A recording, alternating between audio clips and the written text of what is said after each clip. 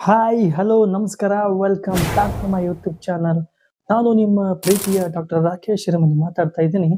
ಇವತ್ತು ನಾನು ನಿಮ್ಮ ಎದುರುಗಡೆ ಬಂದಿರೋ ವಿಷಯ ಏನಪ್ಪ ಅಂತಂದ್ರೆ, ಈ ರೈಲ್ವೆ ಹಳಿಯಲ್ಲಿ ಪ್ರಯಾಣ ಮಾಡ್ತಾ ಇರಬೇಕಾದ್ರೆ ಅಲ್ಲಿ 8 ವರ್ಷದ ಮಗು ಮತ್ತು ಆ ಮಗುವಿನ ತಾಯಿ ಮತ್ತು ಆ ಪಕ್ಕದಲ್ಲಿ ಕುಳಿತಿರುವಂತಹ ವಯಸ್ಸಾದ ವೃದ್ಧ ಅಂದ್ರೆ ಮುದುಕ, ಇವರ ನಡುವೆ ನಡೆಯುವಂತ ಒಂದು ಮಾತು ಏನಾಯ್ತು ಅಲ್ಲಿ ಅಂತ. ಸೊ ಇದನ್ನ ತಿಳಿಸ್ಕೊಡೋದಕ್ಕೆ ಬರ್ತಾ ಇದ್ದೀನಿ. ಸೊ ಅದಕ್ಕಿಂತ ಪೂರ್ವದಲ್ಲಿ ಯಾರೆಲ್ಲ ನಮ್ಮ ಚಾನಲ್ಗೆ ಹೊಸಬರಾಗಿದ್ರು ಕೂಡಲೇ ನಮ್ಮ ಚಾನಲ್ನ ಸಬ್ಸ್ಕ್ರೈಬ್ ಮಾಡ್ಕೊಳ್ಳಿ, ಹಾಗೆ ಪಕ್ಕದಲ್ಲಿರೋ ಬೆಲ್ ಐಕಾನ್ ಪ್ರೆಸ್ ಮಾಡೋದನ್ನ ಮರಿಬೇಡಿ. ಸೊ ಯಾಕೆ ಅಂತಂದ್ರೆ, ನಿಮ್ಮ ಒಂದು ಸಬ್ಸ್ಕ್ರೈಬ್ ನಮಗೆ ಈ ತರದ ಇನ್ನಷ್ಟು ವಿಷಯಗಳನ್ನ ವಿಡಿಯೋ ಮಾಡಲಿಕ್ಕೆ ನಮಗೆ ನೀವೆಲ್ಲ ಪ್ರೋತ್ಸಾಹ ಕೊಟ್ಟಂಗೆ ಆಗುತ್ತೆ ಅಂತ ಹೇಳ್ತಾ, ಸೊ ಹಾಗಾದ್ರೆ ಬನ್ನಿ ಅಲ್ಲಿ ಏನಾಯ್ತು ನೋಡೋಣ.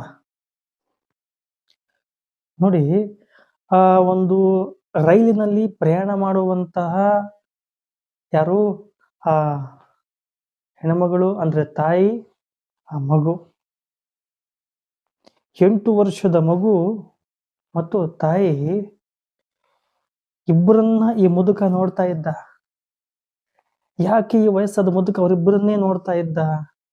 ಸೊ ನೋಡಿ, ಇಲ್ಲಿ ಏನು ವ್ಯತ್ಯಾಸ ಇದೆ ಅಂತಂದ್ರೆ, ಆ 8 ವರ್ಷದ ಮಗು ಕೈಯಲ್ಲಿ ಮೊಬೈಲ್ ಅನ್ನ ಹಿಡಿದುಕೊಳ್ಳುವ ಬದಲಾಗಿ ಕೈಯಲ್ಲಿ ಪುಸ್ತಕವನ್ನು ಹಿಡಿದುಕೊಂಡಿತ್ತು.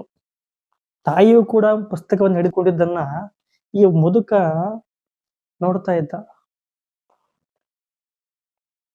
ಸೀದಾ ಅವಾಗ ಅವನ್ ಏನ್ ಮಾಡ್ತಾನೆ, ಆ ತಾಯಿಗೆ ಪ್ರಶ್ನೆ ಮಾಡ್ತಾನೆ.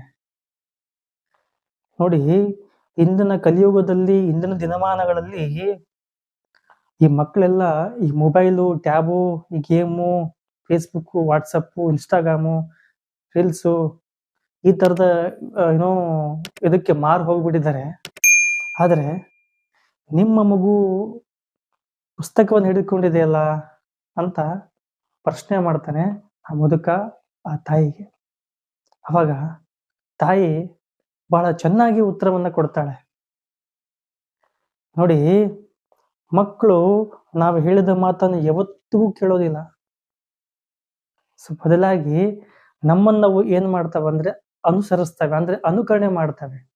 ನಾವು ಹೇಗೆ ಇರ್ತೀವೋ ಹಾಗೆ ಆ ಮಕ್ಕಳು ಕೂಡ ಇರ್ತವೆ ಅಂತ ಈ ಮಾತನ್ನ ಆ ತಾಯಿ ವಯಸ್ಸಾದ ಮುದುಕನಿಗೆ ತಿಳಿಸಿ ಹೇಳ್ತಾಳೆ.